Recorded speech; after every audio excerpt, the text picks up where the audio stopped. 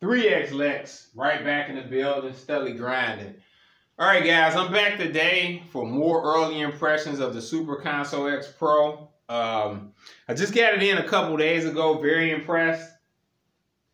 It's a very good unit. It's a very good unit. I got a chance today to actually back up the SD card to a much better card, and the performance overall increased across the board. Navigating the menu is a lot smoother. You don't get any delays. Pages open and you can back out easier. Games boot up a lot faster. You can exit games a lot faster. It's just overall a smoother experience, more accustomed to what I'm used to dealing with. So very impressed with that. This is a very impressive system for how cheap it is. I'm very impressed with it so far. It offers a lot. There's a lot of content and a lot to like. My impressions of it, my continued impressions of it, is I'm very impressed with the N64 section. 256 games, that's a lot. Over 250 games. Most everything I've checked has worked great. I got the controls figured out, got the right emulators and everything set up, and it looks and runs great. I'll say this. This is a what's the word I'm looking for? Android-based box. This is an Android board. This board runs N64 a lot better than the Pi, hands down. Like, it even runs N64 better than an overclock image of the Pi. I've had the Lex build, of course.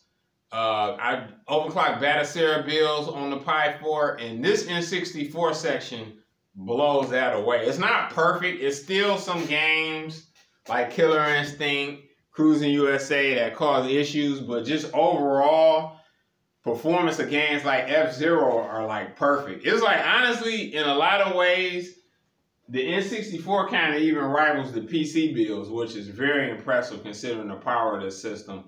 But it's likely just due to the fact on the Android side, N64 is a lighter load and a lighter load to lift. So that happens between devices. Some platforms, certain systems run better on versus others, and I'm not surprised to see it, to be honest. It's just how it goes sometimes. Some things run better in Linux, some things run better in Windows. It's just part of the game. Emulec is cool. I like it as a front end. It's, like I mentioned before, similar to Batocera. Batocera is still my favorite, but this is a lot better than Hyperspan. A lot better than RetroPie too. So my RetroPie days are pretty much over. So this is great. I like it. It runs great. I don't have any complaints. I guess what it really comes down to, and I want to show off some N64. Let's check out F-Zero X. So as you can see, boot up time is a lot faster. If you've seen the previous video, you'll notice it wasn't that quick. So sound, everything is on point.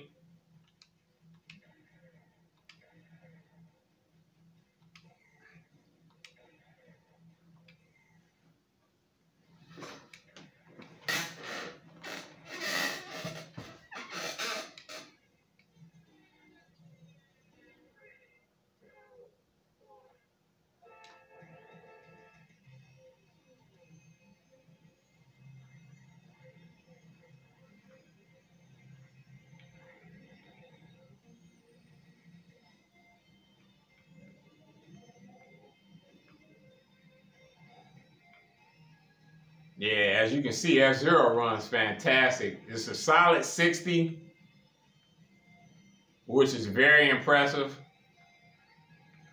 N64 was just a real ass kicker for the Raspberry Pi 4. Just a real ass kicker.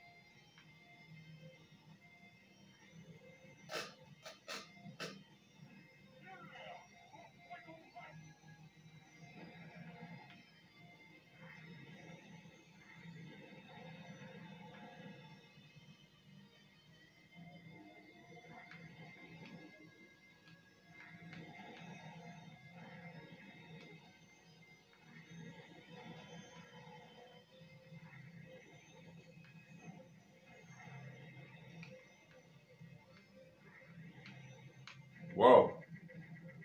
Whoa. Look at that. Look at that. All right, guys. F-Zero X. Fantastic game. Big F-Zero fan. Anybody that watches my channel already knows that. All right, to back out of this. All right, to give you a little bit more breakdown of things. Again, I mentioned this before. N60, anything above N64 is kind of a mixed bag, to be honest.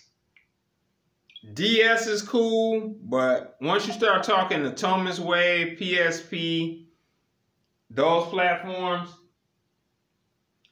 it's a very mixed bag. It's a very mixed bag.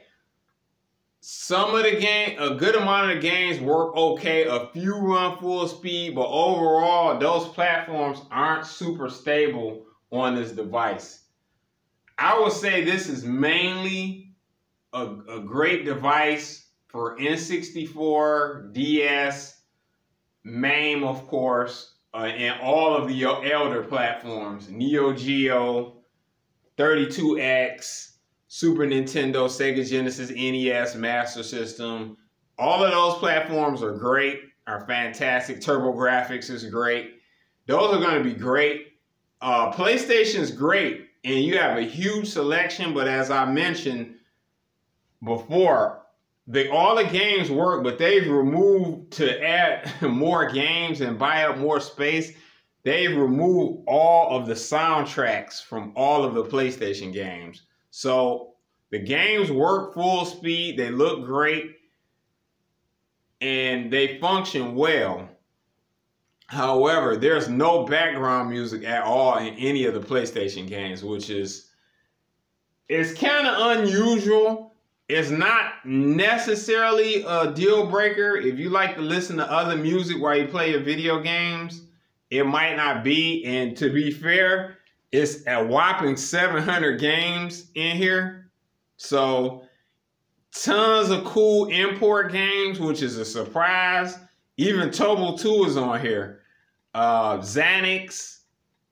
Like every notable PS1 game you can think of is on here.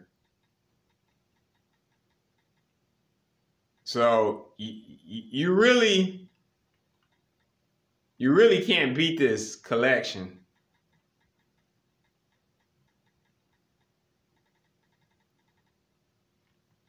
Yeah, Xanax X Xanax.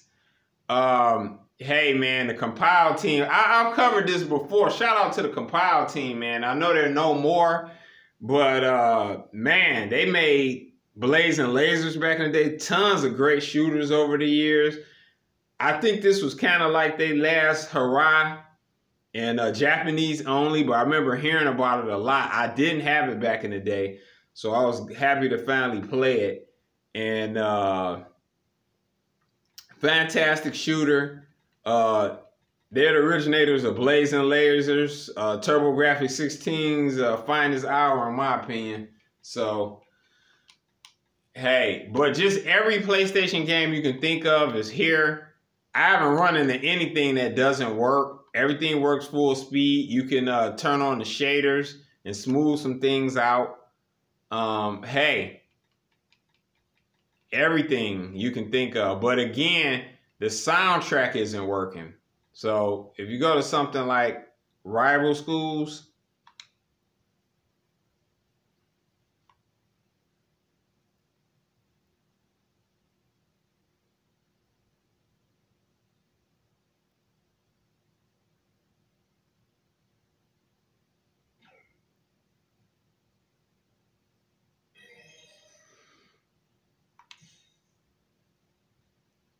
I remember this from back in the day. So yeah, as you can hear, no soundtrack, but you still get sound effects and stuff. Big fan of Rival Schools.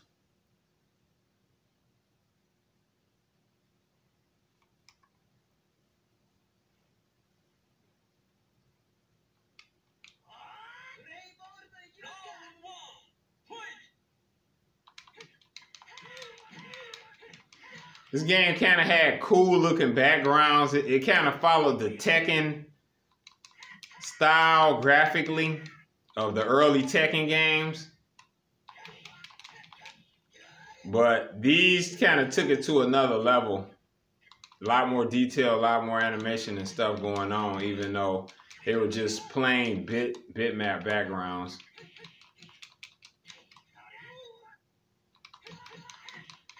So PlayStation section is lit. As long as you ain't expecting to get any sound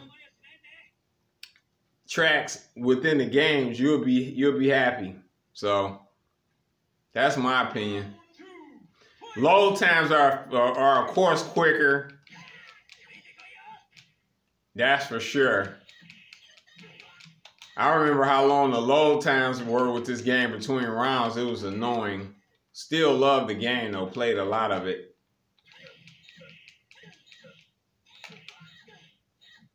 Yeah, air combos and stuff, which was cool. I think I showed off Rival Schools before. They had team up moves and stuff, which was cool. But yeah, cool game. I'll back out of that. So PlayStation selection, so like I say, I guess it would be sort of a mixed bag because of the sound. But if you don't care about that, hey, PlayStation selection is phenomenal. Again, Super Nintendo, over 3,700 games. It's a lit selection. You'll really like that. TurboGrafx, you know, over 400 games there. Big TurboGrafx fan. Missed that system a lot.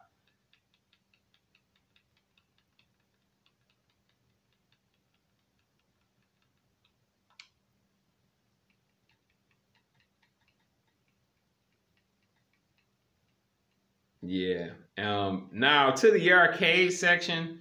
I touched on this before. The arcade section is good. There's the only issue with the arcade section is there are a ton of duplicates that you'll have to wade through. So there's a lot to dig through. But the arcade, the main games are, again, they're full speed. They work great. I don't have anything bad to say about the main section at all.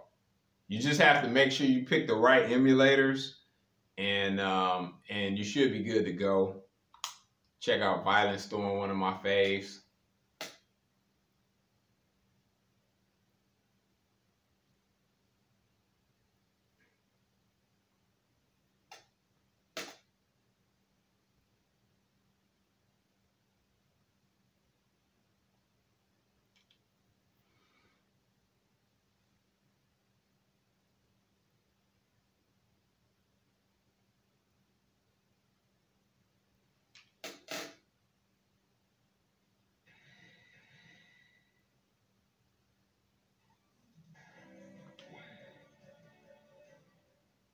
Yeah, unfortunately, they only have the 2-player version of Violent Storm.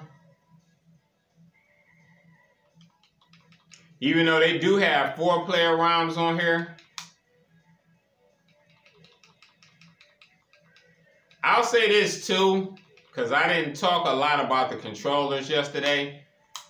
The controllers are okay.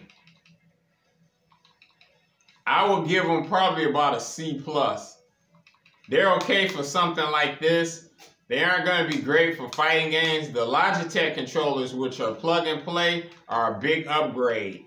The only cool thing about these controllers is the buttons feel decent, and they're wireless. And it works great as a wireless controller. It doesn't seem to be much lag.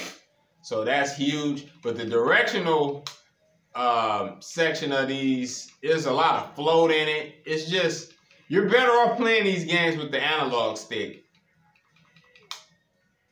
The analog sticks actually feel good. Yeah, I give it probably a C+. I don't think they're a throwaway, but I like the Logitech controllers a lot better. I'm gonna have to try the cordless wireless Logitech controller and let you guys know if it works.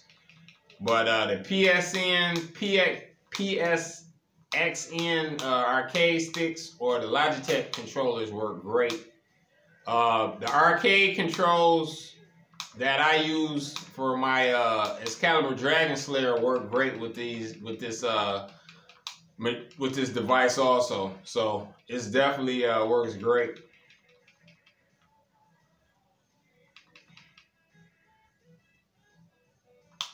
Also, I will even say this. If you have the Arcade Guys cabinet, this device, I'll make it clear. I'll say this device may be an upgrade for you. If you have the Arcade Guys cabinet. If you're looking for more PlayStation games and N64. Now, like I mentioned before, it isn't great with above that, but if you're in the PS1, you don't mind missing the soundtracks, and you're into N64, it's gonna definitely be worth the upgrade. If you're still on the stock Arcade Guys build, I definitely like it better than the stock build of the Arcade Guys for sure. To be fair, I haven't checked out the more current version of that, but considering it's a smaller image, I doubt it has as much N64 and PS1 for sure. So this works great, as you guys can see. I'll back out of Violent Storm, one of my greats. Yeah, so overall, what else do I want to say? Yeah, I think I mentioned Atomic Wave is kind of like Dreamcast. Atomic Wave works better, but it's not super stable. I've had it crash a few times. Dreamcast is kind of an annoyance. I'm gonna make another video, so I'm not gonna go super into detail. I also want to move the Super Console X to probably my big 55-inch Slayer, so I can give a better presentation. I just tossed this in my new mini Slayer to show this off right quick. So anyway, yeah, again, closing out my early thoughts. It's a great value for what it costs. It's a great value. It's strong on everything up to N64. I would say that's probably the most, technically DS would be, but that would be the most demanding platform, N64, that actually runs well on this device. Everything above that is kind of a crapshoot. And that's where it's kind of got a weird, it's in a weird space power-wise. It's nowhere near good as a PC. To clarify, the PC builds that I have and that I offer, Retro Night stuff, the PC builds beat this stuff hands down. Everything works. I use a much more powerful platform, N100.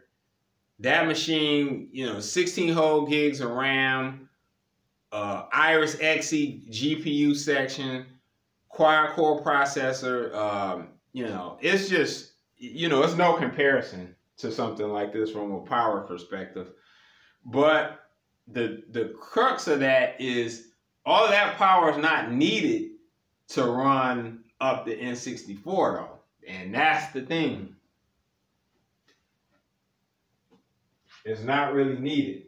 So that's what's interesting, because this device, as it is a lot cheaper as opposed to going that route, even with the smallest build. So this is a legitimate option. I would say, you know, I would recommend this to anybody looking for an emulation device. I would definitely, and they're okay up to that performance, and knowing that you're not going to get much above that is really kind of pretty much a crapshoot. But you're mostly looking for classic arcade games and console stuff up to N64 and DS, and hey, you know, it's a phenomenal deal at that point, and it gets my recommendation. You do need to upgrade the card, though. Card definitely has to be upgraded. If I was to proceed with this device, you know, I would definitely have the card upgraded for sure, because that's made a huge difference and it just feels a lot better. But all right, so yeah, summarizing, I want to add this too. Performance wise, it's on the level of a Pi 4, I would say. It excels and beats it in some ways, and in some ways it's worse. So in N64 section, it beats it, and then in Dreamcast and Thomas Wave and PSP is worse. So it's comparable to that. It beats out a Pi 3, a Pi 3B Plus. So it's up there, I would say, but it's not good as a full-blown computer, I would say. Anyway, guys, that's my rant. Thanks for listening. Thanks for watching. I'll be back with a more in-depth breakdown of this device and get more into showing the actual games in each section and show you more of the problem areas of the game, especially in the Dreamcast, PSP, and the Thomas Wave section. Hey, 3xLex out. Peace.